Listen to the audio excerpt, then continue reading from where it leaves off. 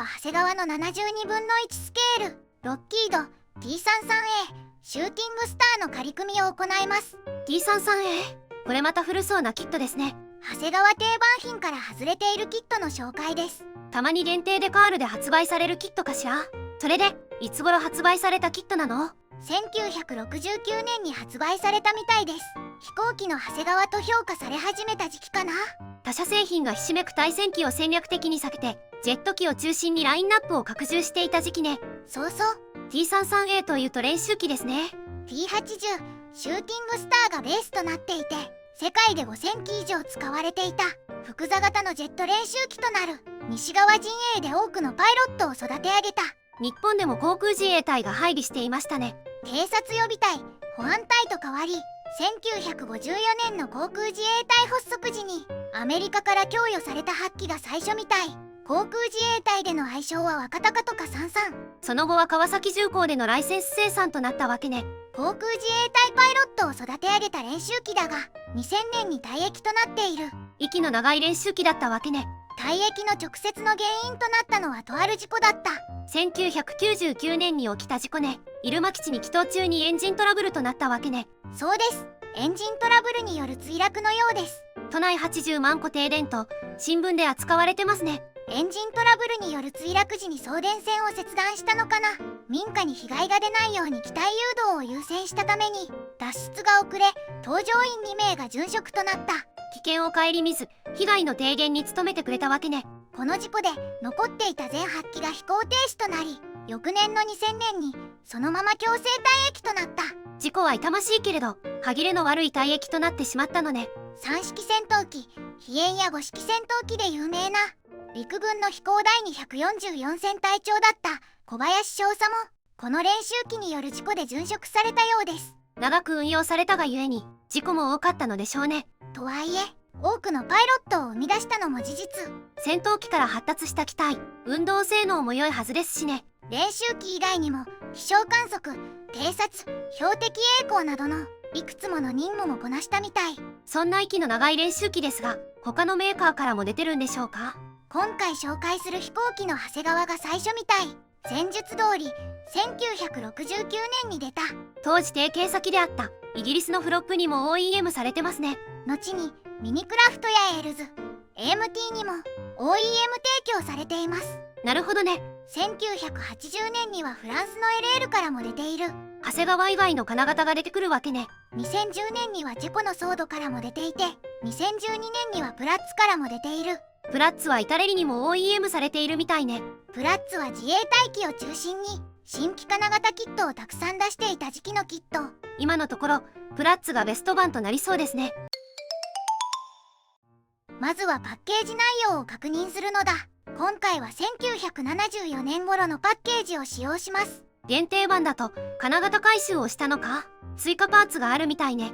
パッケージイラストは飛行中の T33A なのだ。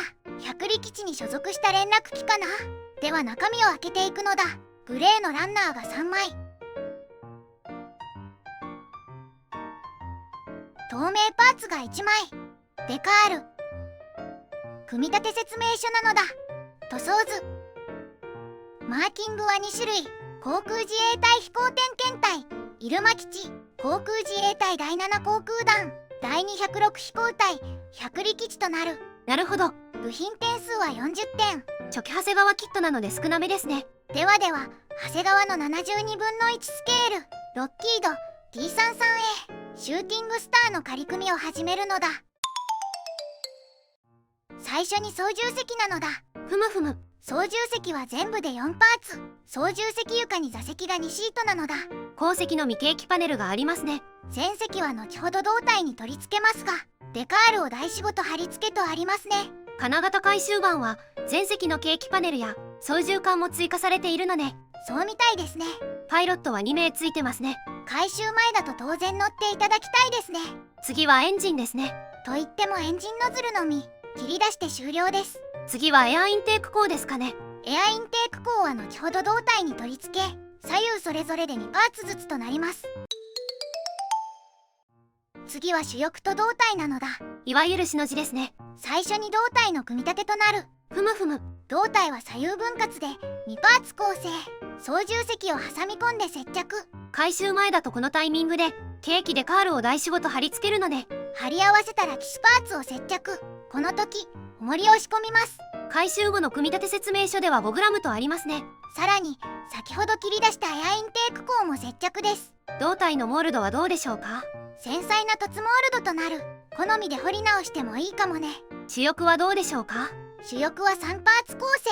先に主翼下部を胴体に接着する。ちょっと変則的ね。その後に左右主翼を貼り合わせる。主翼のモールドはどうでしょうか？こちらも凸モールドとなる。次は水平尾翼ですね。水平尾翼は左右それぞれ1パーツずつ胴体に差し込む簡単な構造。ここはいつもの通りね。次はクリアパーツや足回りなのだ。ふむふむ。キャノピーはワンピースとなっているので操縦席の開閉選択ができない。透明度は問題なさそうね。問題なしです。回収板だとキャノピー内側に取り付けるパーツがある。次は足回りですね。まずは左右主脚。主脚は左右それぞれで3パーツ構成。タイヤとカバー、試着の構成ね。ここも回収板だと試着パーツがある。アップデートパーツが結構ありますね。その他にも胴体に接着するカバーもあるのだ。次は前脚ですね。前脚は2パーツ構成となっている。こちらも胴体に接着するカバーがあるのだ。前脚もアップデートされてますね。タイヤが別パーツとなっています。最後はアクセサリーなのだ。ふむふむ。アクセサリーは左右翼端に増装が取り付けられる。増装は上下分割ね。最後に総評なのだ。今回は長谷川の72分の1スケール T33A の仮組みレビューしたのだ。仮組み後の感想はどうでしょうか？今回は旧パッケージを仮組みをしました。直近で発売されているパッケージでは多くのパーツが追加されていることに驚いた。1990年前後で金型を回収したのかしら。モールドはすべて凸モールド。合わせ目処理で消えてしまうかな。凸モールドなので仕方ないですね。気力があれば彫り直ししてもいいかもね。なるほどね。1969年のキットですが驚くほど合いはいいです。もともとは戦闘機、組み上がった姿はかっこいいですね。先人たちはこの T33A から P80 に改造していたのかな。今だとプラッツを買うのが正解だとは思うけども、古き良きキットも捨てがたいですね。ではでは、動画を最後までご視聴していただきありがとうございますなのだ。チャンネル登録と高評価をお願いしますなのだ。次回以降も飛行機プラモデルのレビューを続けていくのだ。ではバイバイ。